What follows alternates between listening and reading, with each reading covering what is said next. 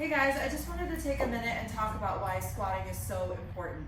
I'm going to do some back squats today. I squat probably 2 to 3 times a week, whether it's in a workout or I'm building strength, but it is one of the most important movements that you can keep in your strength training or in your workouts throughout your life, because you will always be sitting down and standing back up.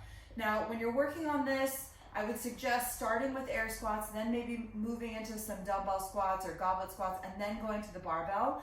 I just want to talk about why the air squat is the foundation that we build from, and then talk about how to set up for the back squat after that. So when you're setting up for a squat, and now this is for just a standard normal person. This is not for a person who has super tight hips or super tight hamstrings or maybe some joint instability. So I'm just going to go over a basic squat for the general person.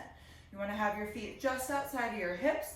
Toes are going to be pointed out just slightly, not a full toe out. The goal is to have the toes just track out a little bit so that the knees move out towards the toes without it having to be like a ballet position. Next, you're going to send the hips back, and this is to send the weight over your heels, and it will also make it easier for the hips to open and then the knees to push out. The next thing that we're shooting for is to go for full depth. So you want to be able to squat with your hips below the knee, and this is so that we can use as many muscles in the legs as possible. If you stay above parallel, you're keeping everything pretty quad focused. Once you start to get below parallel, you're tapping into the glutes and the hamstrings, and we need those to be powerful, and they are also the stabilizers for the legs. You don't want to just work the front, you want to work the back too.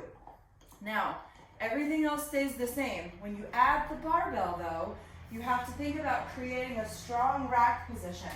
So if you can see my back, you want to puff up your traps a little bit and make sure that there's a shelf for the barbell to sit on. You don't want it to be resting on your vertebrae, which can hurt pretty badly. You want to have it rest on your muscles. From there, you want to make sure that the wrists stay neutral and that there isn't a bend in the wrist. And you also want to try to have the elbow in line with the wrist. You don't want to have any big flexion points. You also don't want to take the barbell and press it into your neck or into your vertebrae. You want it to be resting on there. So that means that you want to try to pull the elbows underneath the wrists and then keep them there as you squat. So everything stays the same with my feet. I'm going to send the hips back, push the knees out, get below parallel, and you want to keep the chest up and rise with the chest out of the bottom. So chest should stay pretty much in the same position, and then you lead with the chest on the stand up, and then try to go for a big butt squeeze at the top. If you practice these in your warm-up and then throughout all your squats, weighted squats or unweighted squats, you're going to ensure that you use as many muscles as possible, and you're going to keep your core and midline strong as well.